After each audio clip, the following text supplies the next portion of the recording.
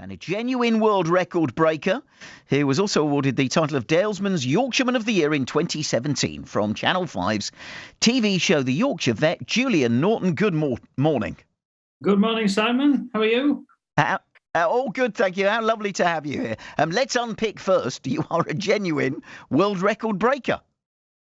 Yeah, that was a few years ago. Yeah, and I still don't really know why. Decided to try and break the world record for 24 hours rowing on a Concept 2 rowing machine, which I did a number of years ago now. It seemed a good idea at the time. It didn't seem a good idea 22 hours into it. But yeah, that was exciting.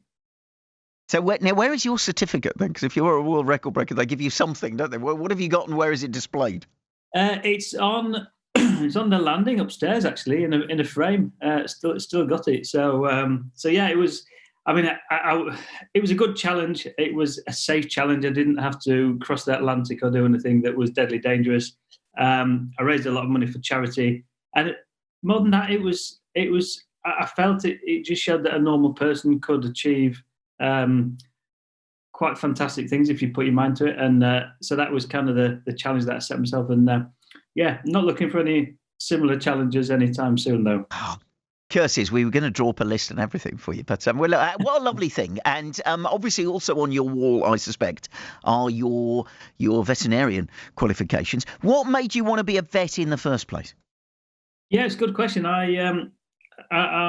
Well, how long have I been a vet for now? 26 years, quite a while. But when I was a kid, I used to watch All Creatures Great and Small on the telly on a Sunday night, like I think everybody did in those days. It was an iconic programme, and it just totally captivated me, this lovely bucolic life in the Yorkshire Hills, working outside and fixing animals.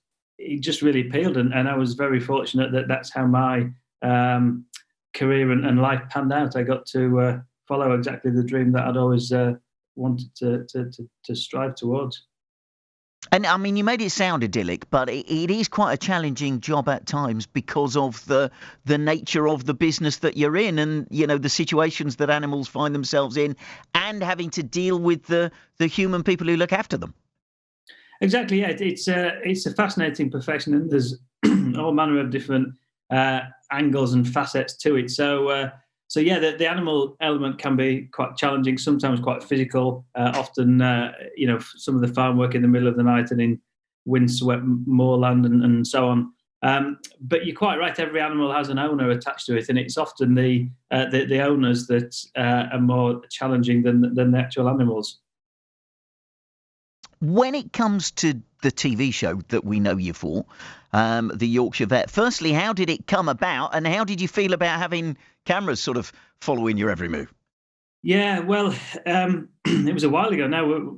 7 years ago we started, and in actual fact, the series 14 starts tonight on Channel 5, 8 o'clock.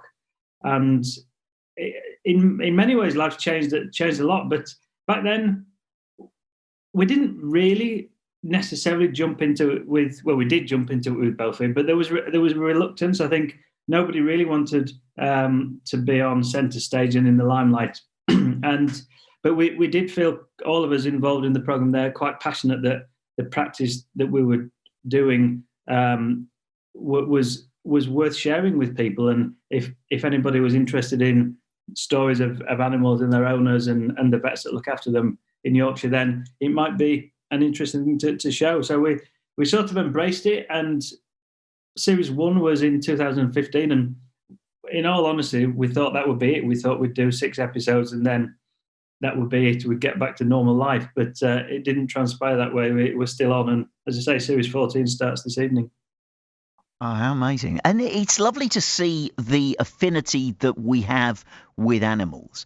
And there's some research that has come out to coincide with World Vet Day that says that pet owners are more likely to take their pet for a checkup than go to a doctor's for a checkup themselves. And I think that just shows this cliche that we are a nation of animal lovers. We kind of are.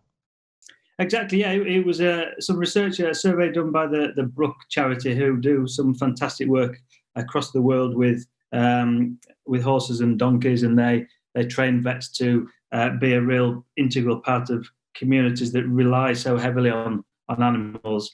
And they've done all sorts of research and really highlighting in connection with World Vet Day that vets really are seemingly quite important to all sorts of people and all sorts of communities. But I think we've always had an important role with livestock, but increasingly pets and their owners are seeking support from vets for all sorts of ailments. And it's no surprise to me that more people or people would be happier to take their pet to the vet than take themselves to the doctor. You mentioned there about Brooke, the charity that looks at a global situation facing vets and animals, and that's very much the focus of this year's World Vet Day, isn't it? It is, yes. I mean, there's been I think there's an increasing demand for vets across the world. The small bit that I have personal experience of is in the UK and the relative shortage of vets over here, but magnified across the world in poorer parts and poorer countries where the work that vets do actually is really essential for the livelihood of a lot of people. And so, Brooke do a huge amount of work for that, and it's nice to help a little bit and raise awareness for that charity. It's fantastic.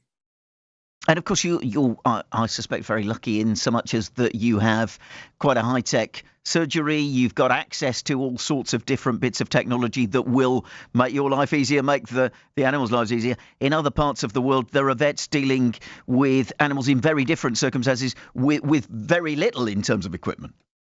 Exactly, yeah, and that makes it challenging. But, we're all very adaptable. I think one of the things we learn at vet school is to make the best of a situation. And yes, we've got expensive and fancy X-ray machines and endoscopes, but they're not much use on the top of a windswept moor in Yorkshire, nor in the middle of sub-Saharan Africa, for example. So vets luckily are pretty resourceful. So we tend to find a solution one way or another, with or without the equipment. It would be wrong of me to ask you to name a favourite client of yours, but have you got a story involving a creature that you will never forget that day because of what happened? Yeah, there's loads actually, but one of my favourite stories was a dog and his elderly owner, who I'd got to know quite well. She was she lived by herself with two dogs, and Billy was a very kind of laconic elderly Shih Tzu who just lay around all day, didn't really do anything. And one day Betty brought the favourite dog in, very worried. There was a large lump had suddenly appeared on its chest, and she thought it was an aggressive cancer, and so rushed the dog down immediately. And I was examining, and it did feel quite awful. It was very hard. It was really coming from the skin, and I was explaining how it had some of the characteristic features of a horrible malignant tumour. On closer inspection, I realised that it was actually rather sticky. It had a sticky, gooey kind of exudate, which initially made me even more worried. And then as I got closer, there was a minty smell emanating from this lump.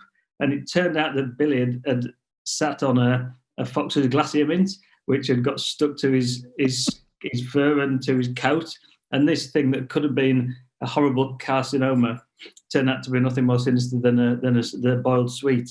And that was quite hilarious. And we were all very relieved, and there was a lot of laughter after that discovery. Oh, what a brilliant story. Well, thank you so much for your time today. It's really nice to meet you. And you mentioned that the new series is on Channel 5 tonight, Yorkshire Vet. What can we look forward to in the new show?